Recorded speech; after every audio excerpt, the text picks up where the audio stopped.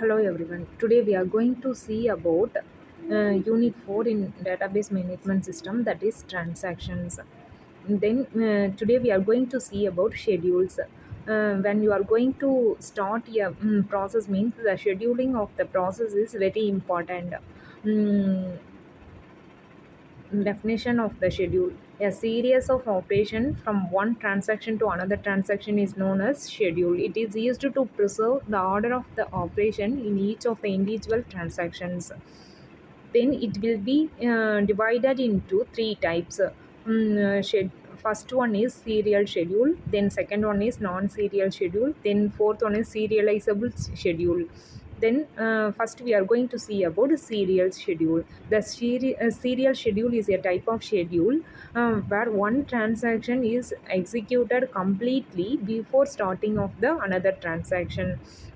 uh, First, A1 execute all the operations of T1, which was followed by the all the operations of T2. Then execute all the operations of T2, which was followed by the all the operations of T1. Here is the example for serial schedule. Here the A transaction A account details will be read, and it will be reduced by n value, then it will be written into the disk.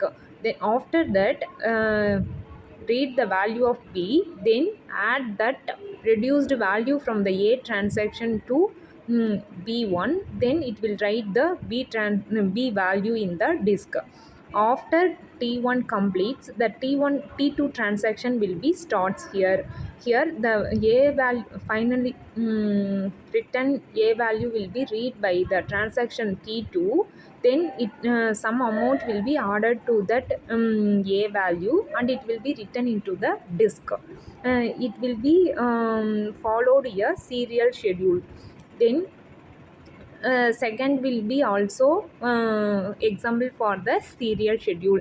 Here the T2 transaction will completely write that A value, return that A value, then T1 will start after the T2 commits its transaction. Then non-serial schedule: if interleaving of operation is allowed, then there will be non-serial schedule. It contains many possible orders in which the system can execute the individual operations of the transactions. Here is the example for non-serializable schedule. Here the T1 read that A value, then it will reduce some value from that A value. Or before it completes transaction, the T1 T2 starts it reading of A value. Mm, it will read the initial A value before the reduction of the n from A. Then after that, T1 will commit A value. That means it will print the A value into the disk. Then T1 will read B value, and then T2 will write the A value again. Then after that, T1 starts to print B plus N value, and it will be written into the disk. This is the example for non-serial schedule. Here is also one example for non-serial schedule.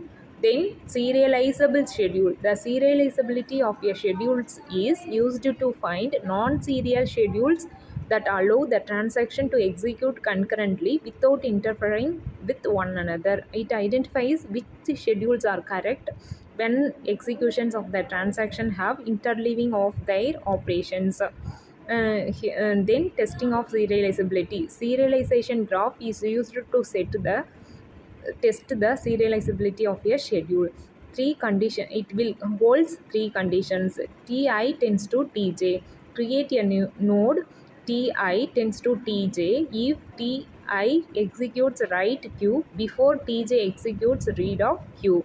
Then create a node. Ti tends to Tj if Ti executes read q before Tj executes write q. Then create a node. Ti tends to Tj if Ti executes write q before Tj executes write q.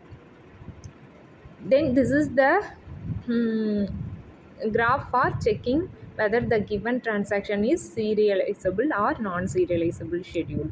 Uh, Precedence graph is used to find out the serial or non-serial schedule.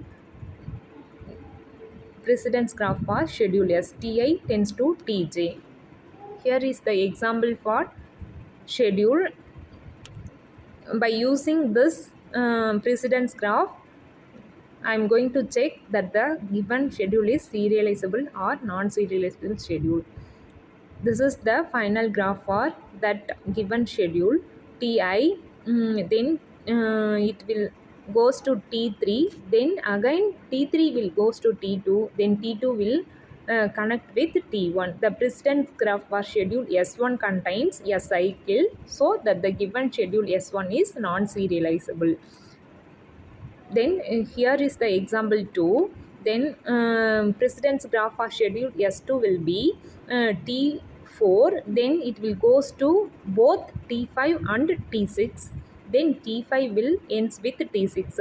Here the precedence graph for schedule S2 contains no cycle. Schedule S2 is serializable. Thank you.